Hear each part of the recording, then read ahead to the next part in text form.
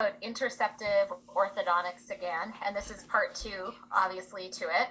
And we're going to start with a case, and hopefully you guys are awake enough. I know it's probably been a hard day already, and it's the end of the day to kind of participate a bit in the cases. So the first patient that we have is a 6-year-old male, and mom noticed that there was a bump on their son's gum.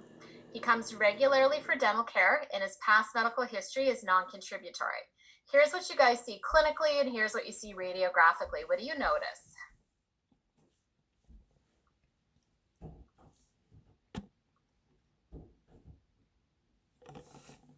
Just anything like, and you should be able to see on that pan, like if you guys can zoom in a little bit, you should be able to see something that's not quite right even on the pan before we take a closer look at the PA. Anything that you guys notice? Well, first of all, look clinically. Does the tissue look normal to you, or does something look a little bit off?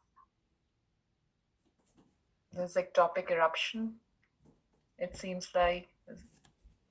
Okay, so one thought is ectopic eruption. Any other thoughts? The primary incisors are still embedded in the gums, like maybe some kind of injury. Okay. Any other thoughts? Asymmetry of the nasal septum, like a cyst. Okay. Let me show you. Okay, so you would see this, and on the pan, you should see something in the maxillary anterior. When we go a little bit closer, what do you guys see? There are no central incisors, permanent. Supernumerary teeth. Yes, I don't know who said that, but whoever said that is right. There's supernumeraries there. So you have to look pretty close. Like if I can see on the pan, I can't one because right now my screen's really tiny, but if you you can see here that something looks suspicious in the maxillary anterior. Obviously something's not quite right when you're looking at this patient clinically. And when you look up close and take that maxocclusal, here, you guys can see my mouse moving, right? Can you see the mouse move? Yes. Yes. Yeah, okay, so here is my permanent central. And then do you guys see here, there's an outline of a supernumerary. And you see right here, there's another outline of a supernumerary. And then in behind it is the central.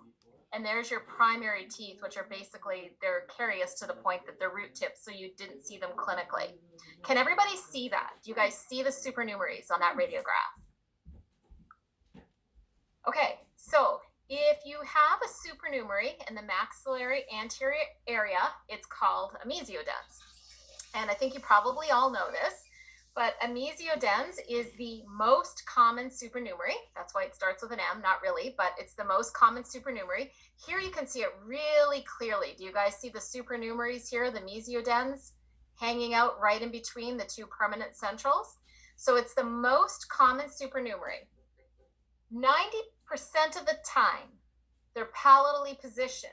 So if you can't see the supernumerary, but you see it on the radiograph, and you didn't know whether to go surgically from the labial aspect or the palatal aspect, 90% of the time, they're palatally positioned. You guys should be able to use the slob rule to figure out which way it is, but if you got completely messed up, 90% of the time, you're gonna find that mesiodens on the palate.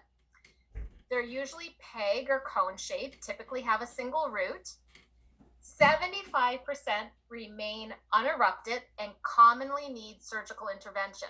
So when you look at this clinical photograph right there, and you see that little mesiodens hanging out between the two centrals, what percentage of the time would you actually see it look like that? 25%. Perfect. You guys got your math down. 25%. So only 25% of the time is that guy going to make its way down into the oral cavity. Most of the time, they're going to remain unerupted. And if they are unerupted and you get mixed up with your slob rule and you're stuck and it's your first day on surgery and you need to lay a flap, where are you going to look? Labial or palatal? Palatal. Palatal. What percentage of the time are they going to be palatally positioned? 90. Awesome. Okay, so what do? We we have this patient, they have a mesiodens. Obviously, it does not belong there. So in our head, we're already thinking, I've got to extract that tooth. But when should I extract the tooth? So this is important because you're going to encounter mesiodens in practice, and you are going to recommend extraction. But you want to recommend extraction when there is 2/3 to 3/4 of the permanent incisor root formation, so you have less risk of damaging that permanent incisor. But there are always exceptions to the rule. So if I see a mesiodens, when am I going to recommend extraction? When the root is 2/3 to 3/4. Yep, perfect. But there's exceptions to the rule. So when can you imagine that I would say, oh, wow, I'm not waiting till that root is 2/3 to 3/4 formed. I'm recommending extraction right away. What's a circumstance that you could think of that you would recommend extracting that mesiodens right away? If it's infected. Okay, and typically they won't become infected because they're usually typically completely encased in bone. What else could you see? Like, imagine that mesiodens is moving. What could you see it doing? It's putting pressure on the adjacent tooth, maybe. Okay, and what could it do as it puts pressure on that tooth? What could it do to that root? Resorption. Yeah, so obviously if you see a mesiodens up there and it's starting to resorb that permanent tooth, you're not going to wait and say, well, I need to wait until there's 3/4 root development. You're going to recommend extraction. Let's say that you see a mesiodens and you see the permanent tooth above it and it's preventing eruption of that permanent tooth. Do you think you'd recommend extraction at that point? If it's preventing eruption of that permanent tooth? Yeah. Yes. Yeah. So basically, if the mesiodens is living up there and it's not causing any problems, you're going to recommend extraction when? When 2/3 to 3/4 of the root is formed. Exactly. If the mesiodens is living up there and they are not a good house guest and they are causing resorption or preventing eruption, what are you going to recommend? Extraction. Extraction. Okay, perfect. Okay, everyone's good on mesiodens then in terms of your recommendations? Dr. Tammy, When can you- you classmate in? Sorry, what? I didn't hear you. Dr. Tammy, can you let one of my classmates in? Oh, yes, I can. I will let them in. I don't see anybody out in the waiting room.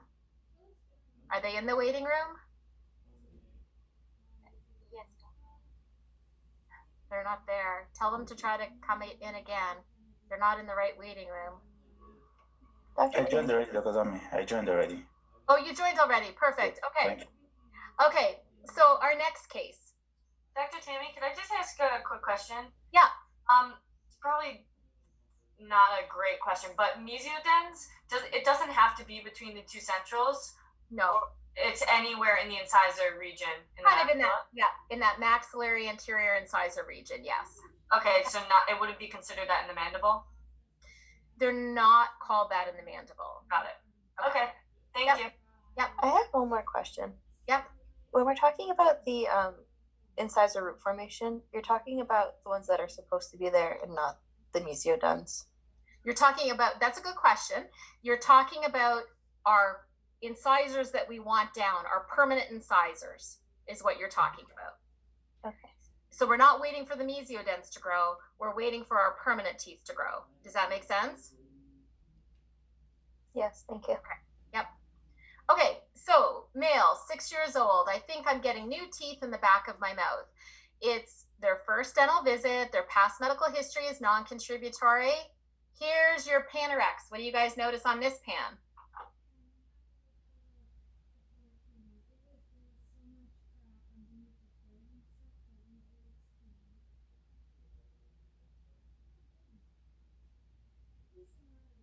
Anybody see anything that doesn't look quite right to you?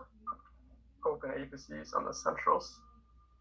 Okay, so we still have immature teeth. Yep. Anything that you see is a problem.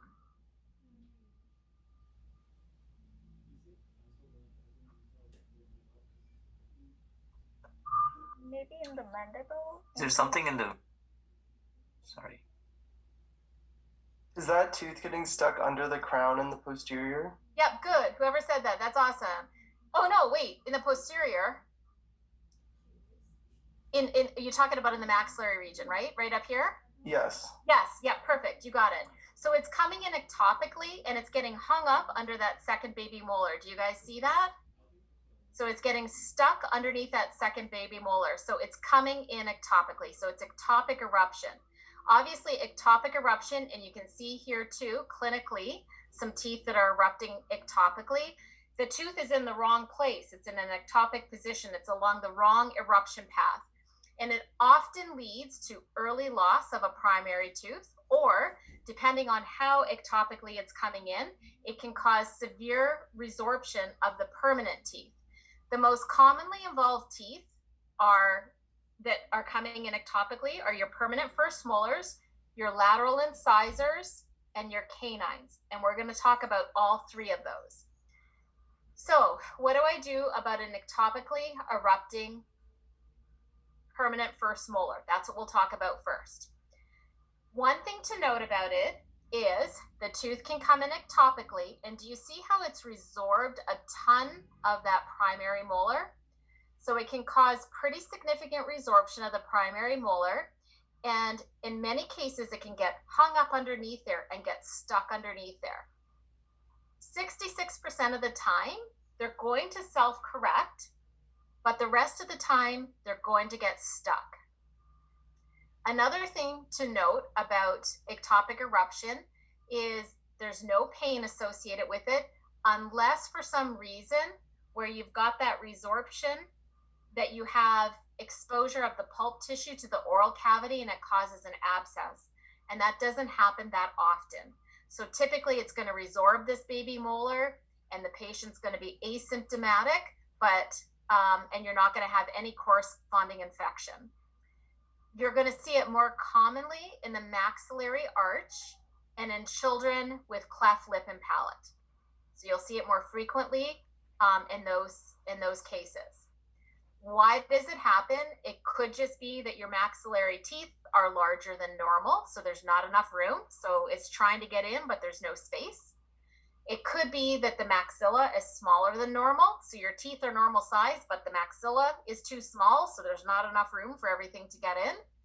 It could be that the maxilla is positioned back a little further in relation to the cranial base, so there's, things aren't going to come in the right way. Or it could just be that everything is great, but for whatever reason, it just decides to come in on the wrong angle. As I mentioned, 66% of the time, they're going to self-correct. And that typically will happen by age 7. If you have a cleft lip and palate patient, though, they're only going to self-correct 22% of the time. So if you look at this x-ray right here, you see this ectopically erupting permanent molar. And without any treatment, you see how it came down into the oral cavity. So it's self-corrected. You still see the resorption, but the patient is asymptomatic and that baby molar is holding space. So you're going to leave things alone. When, though, do you need to intervene? If 66% of the time they're going to self-correct, at what point do I need to intervene? So here you can see, again, an ectopically erupting maxillary molar, but you see all of the other teeth are in position.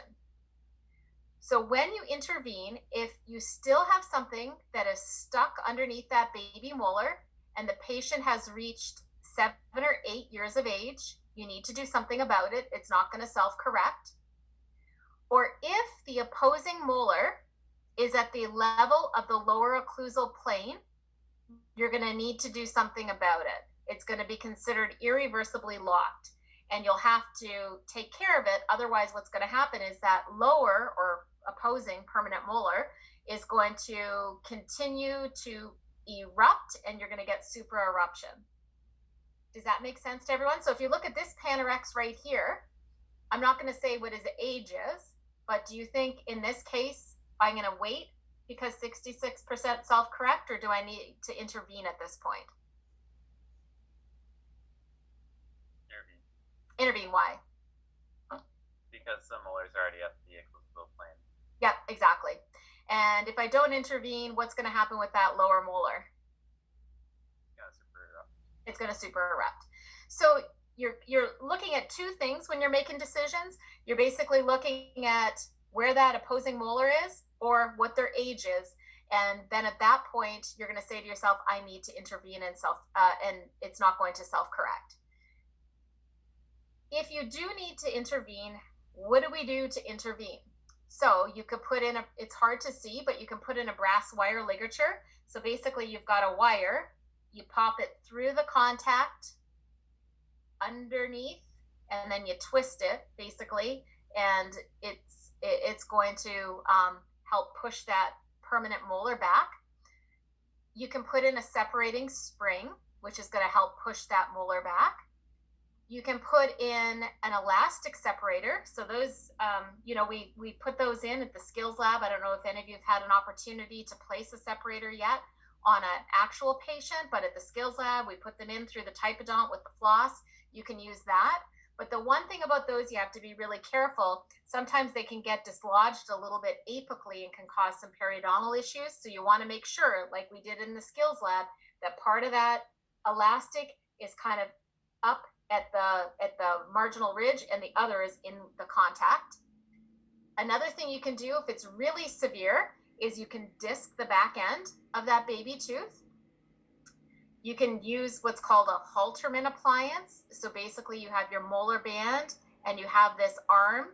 You're going to bond a button onto that ectopic permanent tooth, and there's an elastic that's connected from the button to the arm, and it's going to push things back for you. Or you can do a band and spring. So the same concept where the spring is going to push that molar back. If it is really, really, really, really severe and those methods do not work, in some cases, you're going to have to extract that baby molar. If you extract that baby molar, what are you worried about? Space maintenance, yeah. So you're worried about space maintenance. So if I extract this baby molar, obviously only a portion of this is showing of that permanent 6-year molar. So in the meanwhile, until this comes down, what could I put in? What type of space maintainer could I put in to keep that back where it belongs? A distal shoe. A distal shoe. In what circumstance should I not place a distal shoe? Patient is immunocompromised. Exactly. So I'm going to place a distal shoe if I have to extract that second baby molar. And then after the permanent tooth fully erupts, do you think, obviously, well, I should have asked before I put that up, but you have it on your slides anyways. If I put a distal shoe, you can see you've already lost some space here. So after that molar completely erupts, you're going to need to put in an appliance to regain the space, unless, of course, you're congenitally missing the permanent successor. And if you're congenitally missing that second premolar, in some cases, you may want that mesial movement of the permanent molar so that you can kind of close that space since there's not a tooth there anyways. Does that make sense? Okay, so here's a case, and in this case, you can see which tooth is ectopically erupting.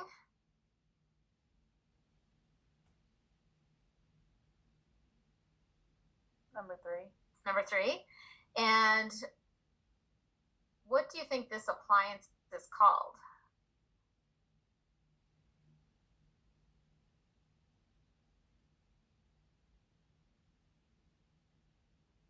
What does this part look like? Yeah, it looks like a Halterman, but it's modified. So it's a modified Halterman because this here is, if you didn't have this extension here, the Halterman extension, what is that called, that appliance? Transpalatal arch.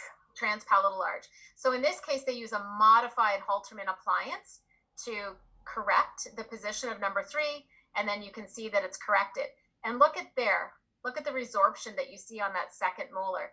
And I can tell you that at the beginning, when residents first come in, unless of course they were in your class, residents that are coming from elsewhere, they'll recommend extraction because of this second baby molar because they see the resorption. But you don't want to do that.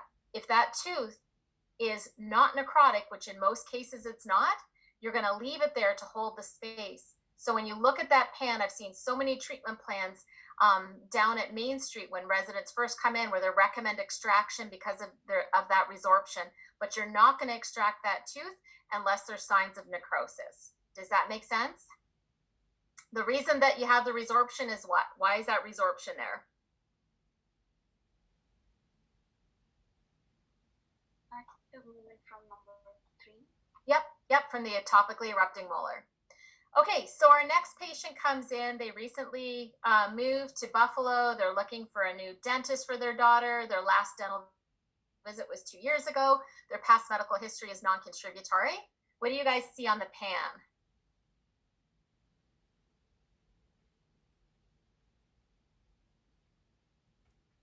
Ectopic canine. Yep, an ectopic canine. So we have an ectopically erupting canine. Does anything else look suspicious on the pan? Radiolucency around the canine crown. Yep, you can see that as well, which is a great sign that it's not going to come in. Lost space for the premolar. Loss of space for what? I'm sorry? The erupting premolar. Which one? Number 13. Yep, number 13. And you see how opaque that looks? It looks like there's a supernumerary there or an odontoma, and it looks like it's coming in ectopically as well. Do you guys see that? Versus the other side. Okay, so we have our ectopic cuspid.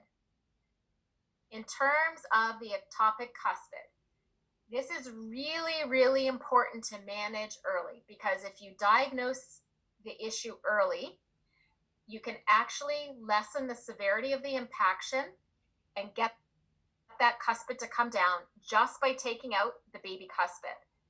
The canine is impacted in 1.5% to 2% of the population, and that doesn't seem like a lot, but you're actually going to see this a lot. You are 100% going to see this in practice.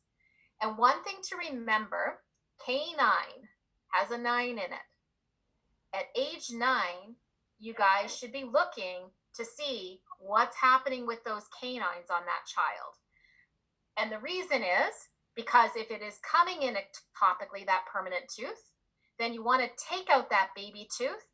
And it doesn't make a whole lot of sense, but for whatever reason, once you take that baby cuspid out, the permanent cuspid says, oh, now I know where to go. It can find its parking spot a little bit easier as opposed to keep going in the wrong direction. So that little age 9 canine textbook, though, is at 10 years, but in your head, just as a check note for yourself, I remember it like, okay, at age 9, I need to check my canine because it's got a 9 in it. But at approximately age 10, which is just after 9, obviously, if the maxillary canine, that's the primary one, is not mobile,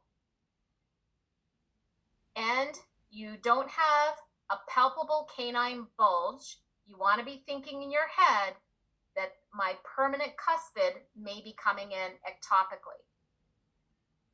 So obviously you're going to take a radiograph and you're going to see if it is. Who cares if it comes in ectopically?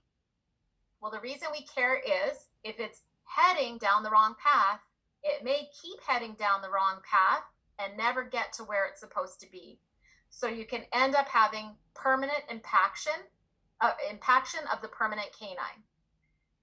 The other thing is, if it keeps heading down the wrong path, it's not going where it's supposed to. It might start chewing up the roots of the permanent lateral and the centrals. And it appears that there is a genetic basis for the ectopic eruption. And in some cases, it might be related to small or missing maxillary lateral incisors or missing second premolars. And in terms of when you get the resorption, it's more likely to happen when it goes down the wrong path when there's no space for the canine. Clinically then, if my canine is impacted, when do I suspect impaction? Well, one thing is if that canine bulge is not palpable, if I have asymmetric canine eruption. So I have one of my baby primary canines that is exfoliated and the other one is solid as a rock. Or if I have peg-shaped lateral incisors, you're going to be suspicious that cuspid, the permanent cuspid, is impacted. So what do I see radiographically? Well, you're Okay. Yep. Sorry, going back, the canine bulge is like the canine eminence. Is Yes. what you're talking about? Yep, exactly. So, you know, when you look clinically, you see like that bump where the canine is. Okay. So radiographically, what are you going to see? So if I'm looking at my patient and I have, how old is my patient that I'm like, ooh, I better check the canines. How old are they that I'm thinking that? 9. 9. Okay, so I'm thinking I better check the canines. And I look at my patient and I go, oh, my bulge is not there. So I don't see, you know, that canine coming down. I look at my patient and I go, oh wow, C is gone, H is solid as a rock. I'm gonna take an x-ray. I take my Panorex and I can see, okay, he's not heading the right way. I shouldn't keep saying he, maybe it's a she, I don't know. He's not heading, or she's not heading the right way, or it's not heading the right way. Okay, I can see that. I can also see a lot of times radiographically, and we noticed that already, one of you did, that there's an enlarged follicular sac or a radiolucency there.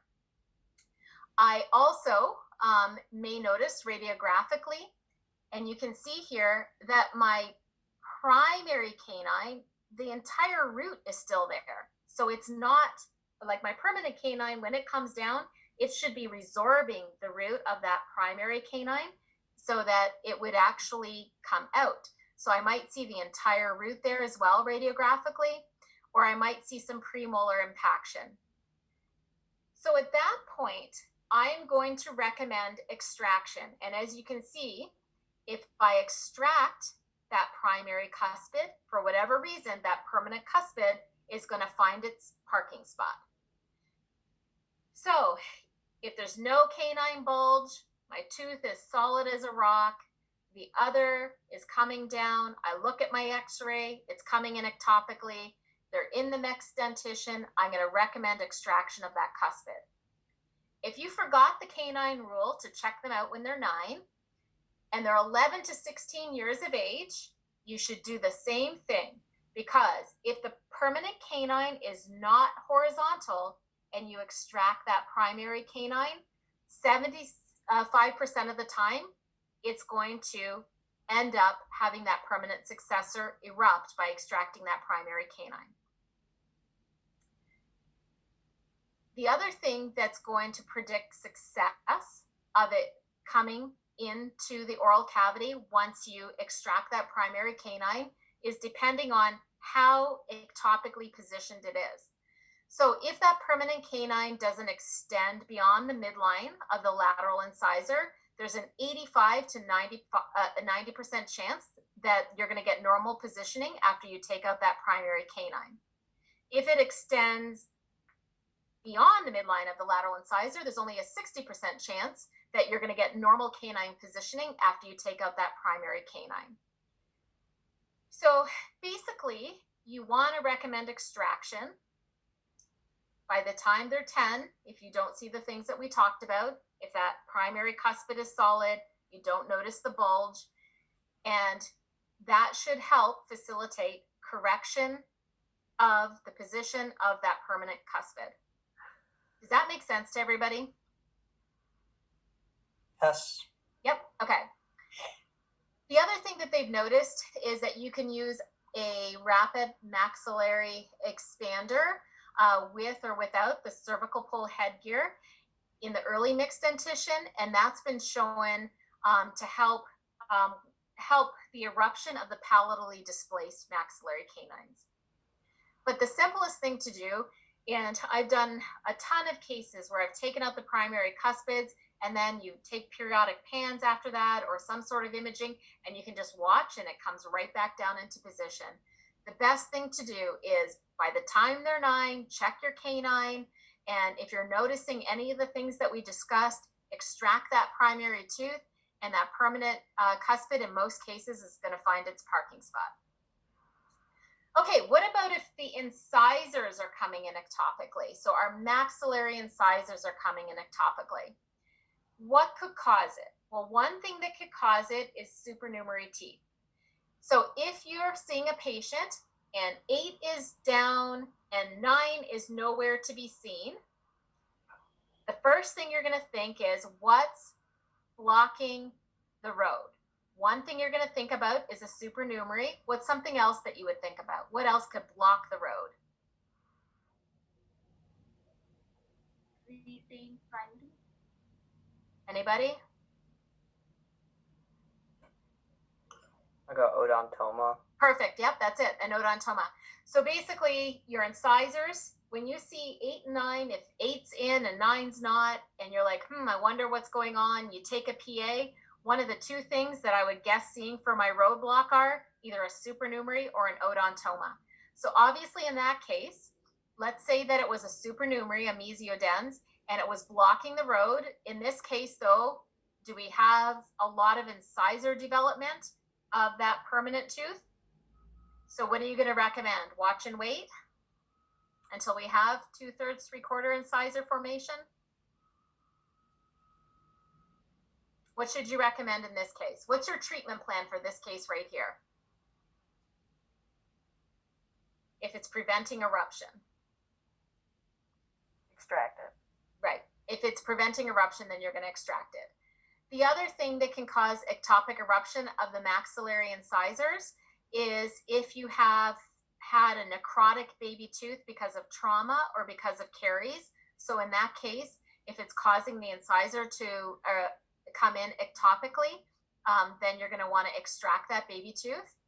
The other thing that seems to cause ectopic eruption of incisors is if you've had a pulpectomy on those primary teeth. So then in that case as well, you're going to want to extract that primary tooth.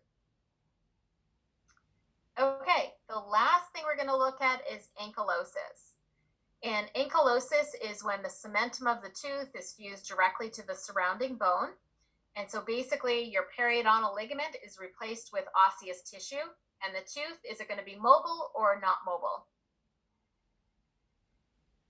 Not mobile. Not mobile, so it's going to be solid.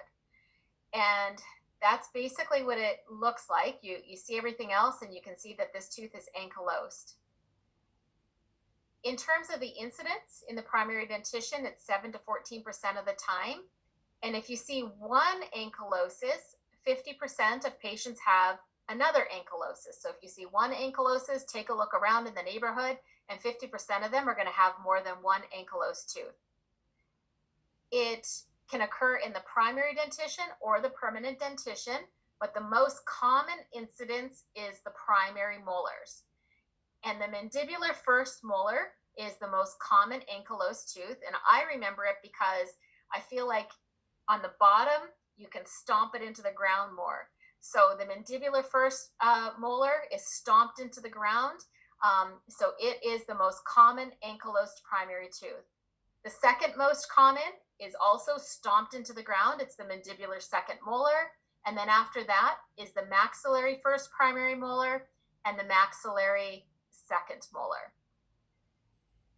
In terms of the permanent dentition, it's usually going to occur following, not usually, but it would occur most frequently if you've had a luxation injury. So imagine that you had an avulsion. Let's suppose that the tooth was avulsed and it was out of the mouth for more than an hour. What complication is 100% going to occur to that tooth if it was out of the mouth for more than an hour and it was dry? Ankylosis. And what's another name for ankylosis? Replacement resorption. Replacement resorption. So you're typically going to see this in the permanent tooth if it's had a history of trauma. So if you've got that tooth that was avulsed and it was out of the mouth for more than an hour dry, it's 100% going to suffer ankylosis or replacement resorption. And you can see right here that this permanent tooth is ankylosed and it's not actually coming down. And so basically we have an uneven, we have some asymmetry there, what are you going to recommend in terms of a procedure on that patient if they're still growing? Does anyone remember what that's called? Something that I could do so that my bone is going to continue to come down and That's a fill. decoronation. Yes, decoronation. You got it. So you're going to recommend decoronation. And then that way, if they're still growing, rather than ending up having an alveolar ridge defect, if you do the procedure decoronation, that alveolar bone is going to continue to come down and expand so that in the future for that patient, you can put an implant. You have enough bone to put an implant. So what do we do about an ankylosed baby tooth? Nothing for the most part. They typically are going to exfoliate normally, and the permanent tooth is going to erupt like normal. The only time we're going to need to do something, though, is if you have an ankylosed tooth and it's starting to create a situation where you're losing space. Then in that case, if you notice that you're going to be losing space, you're going to have to intervene. Meaning that in some cases, some people, if they have an ankylosed baby tooth and they start to notice that the permanent tooth behind it is starting to tip into that area a little bit, they build it up with a resin. Or some will try to extract them, but they're a tough extraction, so you're better off letting it exfoliate. Or some will just leave it there and put in a space maintainer. But if it's if it's ankylosed, but you're holding the space, you do nothing. So in this case, you see that we're not losing any space whatsoever. So we're just going to wait for that baby tooth to exfoliate like normal and that permanent tooth to come in as like normal as well. Any questions on that? Okay, so I'm going to ask you a few questions. So first of all, in terms of a mesiodens, you're going to take out a mesiodens, you don't know where it is, you do your slob rule and you're messed up. Where are you going to lay your flap? Palatal. Palatal. What percentage of the time are you going to find them palatally positioned? 90%. 90%. What's the most common supernumerary? Mesiodens. At what point are you going to recommend extraction of a mesiodens? 2/3 to 3/4 root formation. Yep. When would I recommend extraction before that of a mesiodens? Resorption of the permanent teeth. Yep. If it's resorbing the permanent teeth, when else would I recommend it? It's in the way of normal eruption. Yep, absolutely. It's preventing eruption. Okay, ectopic eruption of a 6-year molar. I see that I have ectopic eruption. What percentage of the time do I not need to worry about it at all? What percentage of the time are they going to self-correct of an ectopically erupting molar? 60%. 66, very close. Yep, 66. And if it's a cleft lip and palate patient, will it self-correct as frequently as a non-cleft patient? No. What percentage of the time will it self-correct if it's a cleft patient? 22%. 22%. Okay, so I have this ectopically erupting permanent molar. At what point do I need to intervene? Like 66% of the time, it's going to self-correct. When do I say to myself, I've got to do something about it?